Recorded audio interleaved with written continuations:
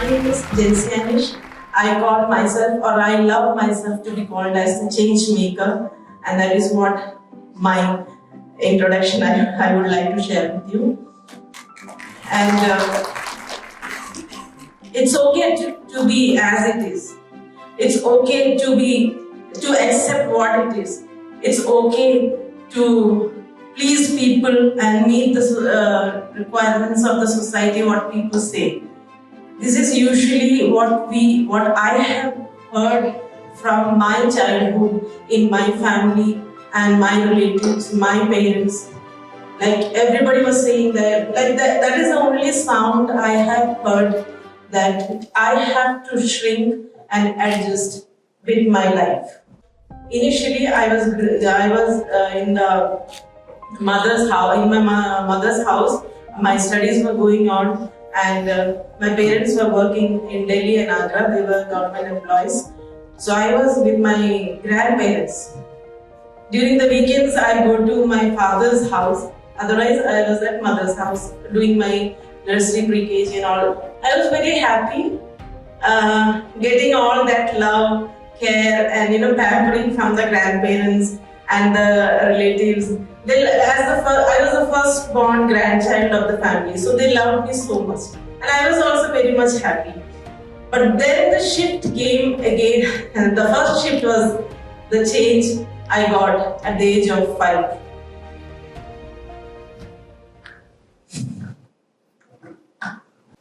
My parents decided to take me with them. And of course, I was happy that I am going with my parents. My mother was a central government nurse. She was working, and I was admitted. Like I got enrolled in the school over there. In the first standard, started with my studies. My problem was that I was born and raised in Kerala, so I didn't know Hindi. Altogether, to the new language, to the new situation, I couldn't stand that. It was very difficult for me to pick up that pace with the language. In the class also, like whatever the teachers are saying, I couldn't understand. At home, when I go home, my father was not with us because he was serving in Indian Air Force. Related to his job, he used to move places to places. I was with my mom. I have a younger sister also. We are 2 kids. My mother, as she was working, less time at home, but whatever time she has, she used to teach me Hindi, English, and learn my study lessons. And she helped me with my studies. Or rather, I should say, she forced me to study. Not help me with the studies. She forced me to learn Hindi and English. But it was good also, because I learned all the alphabets thoroughly. No Malayali students over there can grasp that, but I grasped it very nicely. But the way she taught me, the way she used to treat me, I don't know whether it was right or wrong, but for me it was not right. That's not a way that a mother should teach a child to learn. But I had nobody to share that what I was going through. As a child, again, I was taught that she is my mother and I have to listen what my mother is saying. At the age of 5, what can I do? Helpless. Then I was just moving along with that and with the studies. When I was in 4th standard, she started teaching me cooking. She put me into kitchen. So I was, I think, 8 years old, 8 or 9, I think. My first kitchen. I started helping her in the kitchen work. We had it's government quarters over there. So we have other quarters also aligned there. Every morning, 4 o'clock, everybody can hear a loud voice from our house. The yelling of my mother. That I didn't wake up at time in the morning, 4:30, at the age of 8 or 10. I didn't clean the house before going to school. I didn't wash the utensils before going to school. And I still remember one day I was making the roti, chapati, you may say, putting oil on the chapati. Accidentally, the oil, the bowl, katori that was holding the oil, it fell down. And I got so scared that now I couldn't imagine. I was getting ready for I have to go to school also. It's the morning. I was so scared now what she is going to do. I don't know. And she just came up, that we hold that tongs. You know how heavy it is. She just took it up, had a blow on my head.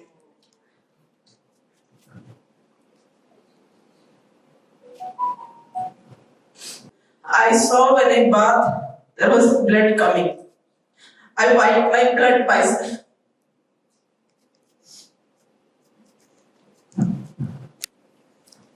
And went to school. After reaching school was my only place where I could feel that joy and happiness with my limited friends. I don't have much friends. Then also, now also. So one my closest friend, she said something is coming out of you, from your scalp. Now I'm like, how can I tell her that my mother hit me in the morning? I didn't tell her. Time passed by, everything the same. I came to high school. I had less time for studies, less time for any type of entertainment. I would say no entertainment, zero entertainment, no TV, no dance. I love dancing. But I was not allowed to listen to any music, any dance, any songs. But at the same time, my sister, she was getting all the privilege. She is 4 years younger than me. She was getting all the privilege. She was getting involved in all the activities. She's dancing, she's singing. I was not allowed to wear a dress. I mean, like Indian society, we say, jeans, pants, skirts even. I was not allowed to wear. Only churidars from the age of standard 5 onwards. Only churidars. And I felt so awkward because every Wednesday our school has that color dress. We can wear color dress. But I go in uniform because I had only 2 pairs of dresses. Not because we don't have that or we cannot afford that. But that was what I got. Only 2 dresses. I still share that story with my son. So life passed by, I was just struggling. I don't know what to do. I came to 10th standard and my board exams are coming. I don't have time to study. Almost I was completely torn and broken. Wanted to end my life. I didn't want to live anymore. Because Dad, he is there, but he knows half of the story. He doesn't know the full story. So who is there to listen to me, understand me, what is happening with me? So I thought, okay, let me give up now. No point in surviving anymore. Unfortunately, it didn't happen because I believe, I say unfortunately, but I believe that God had some bigger purpose with my life, bigger plans. So it didn't allow me to go like that. My mother identified that. And you can just imagine what punishment I would have got because of that act which I did. Instead of consoling me or telling me that it's fine, they were about to file a complaint in the police station that I have taken an act and it should not be a problem to them. Like it's because of them that I have done it. I said, okay. I had a couple of vomitings. My stomach got upset. All this happened, but I was fine because my mother was a nurse. She treated me at home only. So then again, after 10th, my father somehow sensed that it's not okay for me to be in that house anymore. So he thought of shifting me to Kerala for the 11th and 12th standard. I came here, again, the 2 happy years of my life. I never wanted to return back with my parents. But when my exams were coming, 12th board was almost about to begin, my mother fell ill.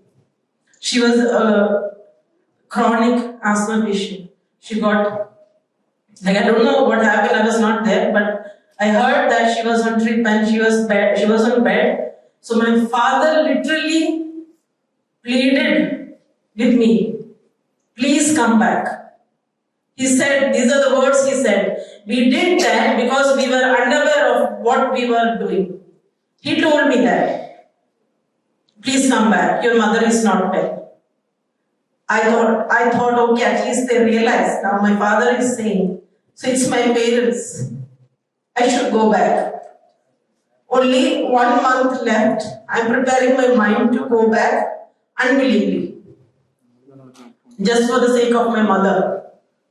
So I went back, enrolled myself for the degree course, graduation, doing my graduation. Everything was okay, 6 months, beginning 6 months. Mom also apologized, like, okay, it happened, forget it. I said, okay. And everything I was doing, like home chores and everything, taking care of my sister, cooking food, cleaning, my studies, I was doing everything. Slowly she became normal, like, okay, her health was okay. And once she was okay getting up from the bed and walking, she started finding faults in what I was doing at home. Like, cooking is not okay, cleaning is not okay, washing clothes you are not doing good. These types of things started coming up. Maybe my father was helpless. They both were on the same page. Again, I am alone. At the age of 20. After my graduation course, I thought, like, let me go for some work because I wanted to earn some money for myself. If I want a good dress, if I want to do something for myself, then I need money, is what I thought. So I thought of doing some bank coaching. I have done commerce, so do some bank coaching and give the entrance exam, get into some bank work. Something like that I thought. But for that time, the bank coaching was 7,000 rupees. When I approached with this to my parents, they said they don't have that money to teach me that. I said, okay, fine. Then I enrolled myself for my PG course. That was inspired, like one of my friend only, she inspired that you should go for further studies. Don't go for job right now, go for further studies. So I enrolled for PG Masters. Along with my Masters, I applied for a job in a school. So at the age of 20 itself, I got a job in a primary school. I started as a teacher. At least I am getting something in my hand. So I could earn for my dress, for my medicines, all those stuff. But I had questions, I had like things at home that you are spending too much money, spend thrift and all such things were there. But still, I thought it's my money. Till now I have not enjoyed anything. So at least now I don't have to ask my parents. So I'm doing the minimum, bare minimum. At least having 4 sets of dresses to change. That's the bare minimum, I guess. Just that only. Then Masters completed, software programming came up. I wanted that. Again, denial come, but I said no, I want to do that because I want a job also. So somehow they gave me money for completing my software programming. Then I was at Agra, all these studies were going on in Agra. At that time, it was like I was getting settled somewhere. I was almost completing my programming course. Everything I was dreaming, like I was manifesting, like okay, things are going to be okay, I will get a job now. Suddenly they took a decision that they are shifting me to Delhi. My father is working in Delhi. They want me to come and live with dad. My sister is studying as a nursing student in Delhi only at that time. So they wanted me to go there. Again, if you ask, the purpose was that I should be there at home to take care of the home. That was my only purpose. So I went there. I didn't complete my software programming final examination. Still, they forced me to go there. I went there and then came back for the examination. I didn't give up on my exams. I came back, gave my exams, cleared the exams, and then went back. Managing home. Then I got a job over there. I was happy because I was with my father. No unnecessary questions, no intervening, but everything was going decent. I was managing home also, my work also, everything was fine. Only thing was when weekends my mother come home, then she will say, tell my father, oh, what are you doing all the time here? She is doing this, she is doing that, she is not managing things rightly, properly, expenses there, why you are not noticing? So those 2 days, again, it's like for me like, oh my God, 2 days are coming up, and how will I survive? So everybody in the family started telling me, you do one thing, you are getting a lot of proposals, no? Marry somebody and go. Escape from this house. This is what my aunts used to tell me, or my grandmother used to. So my grandmother was my biggest support. Like whatever I had, I used to share with my grandmother. She used to give me that positive energy to get going. She was the one to tell me that you will have one fine day, so don't give up. My grandmother never said, you get married and move. She said, you keep doing your best. So I didn't try for any marriage. Even though I got a lot of proposals, I said, I will wait. I will wait till I find a person that I feel that he's the best for me. So by the age of 26, I got my life partner that God has prepared for me. That also, I took the permission from my grandmother. Grandmother like, is it okay? He's a priest. My husband is a priest.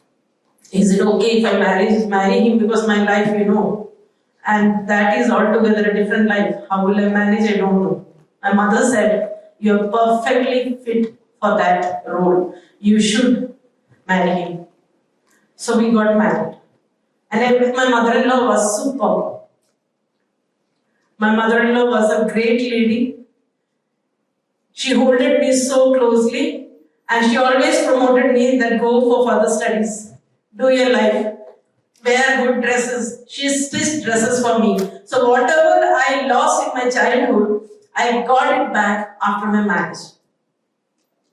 So that was the life that God has. That was my prayer in my life. Like in my personal moments, I used to pray to God that God, I want a family where I can be happy. I don't want money. I don't want any such big houses or something. I don't want anything. I just want that peace, that love and affection that I can have. And really God has blessed me with this. My husband's 2 younger brothers are there. We all good. One family. Everything was going fine. Then we got transferred to US. For 5 years we were there. Meanwhile, mother-in-law got sick. When we came back, almost like she was bedridden and taking her, almost going to the end of her life. So last 1 year she was with me only in our house. I was taking care of her. She couldn't speak. She lost her voice towards the end. Even though she lost her voice, I used to go to her and ask if I have anything to share her, talk to her. She was the one who supported me. But like what was hurting me inside was that she is going to pass away. So who will take care of me then? Your husband is there, he is a nice person, he understands me. But we need somebody, so whom we can share our heart to, feel our heart, that connection. Towards the end, I got sick. Maybe because of all this stress, thoughts and everything. I was sick. And sick to that extent that I couldn't get up from my bed. One fine morning when I tried to get up and go to washroom, I couldn't even move my legs. That was in 2023, towards the end. I couldn't move my legs. So I called my husband, like, something has happened, I cannot walk. In between, I resigned my job and was completely taking care of my mother-in-law. So he said, okay, let's see what happened. He cannot take me to the hospital because I cannot get up from the bed. So there was a nurse in our church only where we were serving. So he called her, like, can you come and just have a look? She came and said, like, there is some problem with the nerves. She will give a painkiller and it will subside. So after 3 days I was okay, like coming up and walking and all. But something was happening in my body. I said, like, I'm not feeling well. And I could feel that I'm going to that stage where I will not be active anymore. I will have to be on bed. I could feel that from my inside. Again, God took care of me. We had a home nurse for my mother-in-law, but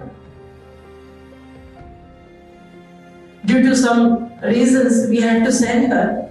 And one new girl came during the last month where my mother-in-law passed away. A new girl came. This girl came and, I think God spoke through her. I see God in that girl till now. She said, she called me Chechi. Chechi, you go to hospital. I will take care of mother. I said, no, I cannot leave her. Because something happened, because almost she is sinking. And if something happens to her, then people will say that I left her and went to hospital and taking care of myself. No, I don't want that. She said, no, nothing will happen, you go. She pushed me to go. I went to the hospital and got admitted. 2 weeks treatment they suggested. But after 5 days, my mother-in-law passed away. I was in the hospital only. I couldn't see her. I got emergency discharge. I came back home, attended the funeral service and all. After 2 days, I went back again to the hospital and got hospitalized.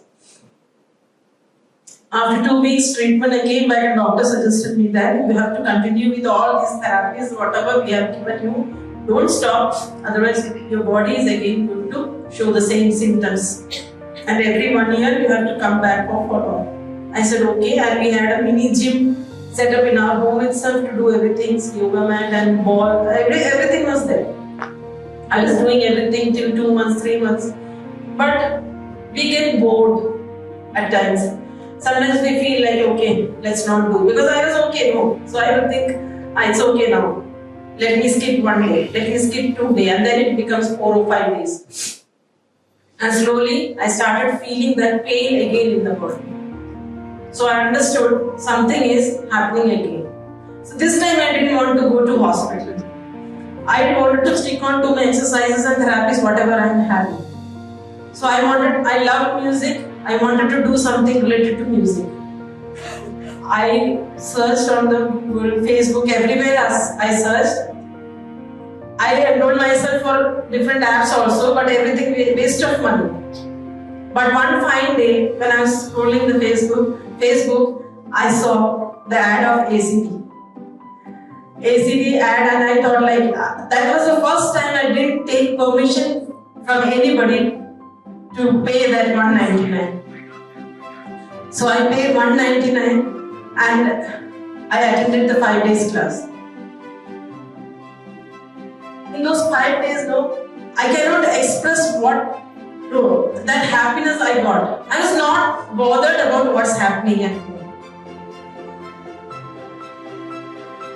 I was not bothered like what my husband will say. I was not bothered. I just wanted one thing. I have to get up in the morning, 5 o'clock, and 6:30, and I have to attend the classes. Now 5 days over. I want to continue, but I don't have that money of my own. How to do? Again, without asking permission from my husband, I just enrolled for the lifetime membership. I paid the money, and my only that time it was like 5 to 6 a.m. I have to attend the classes. And that 1 hour session, it gives me energy for the whole day. For the whole day I can run, I can do whatever I want. Not just that one session. At the end of the session, when sir says, okay, see you tomorrow with more power, more energy, and he gives a smile. And some days if he doesn't smile, I feel like, why didn't he smile? And if he doesn't smile, then I feel like, some energy has got lost. I lost my energy. So sometimes I just ask, sir, you didn't smile today, please smile.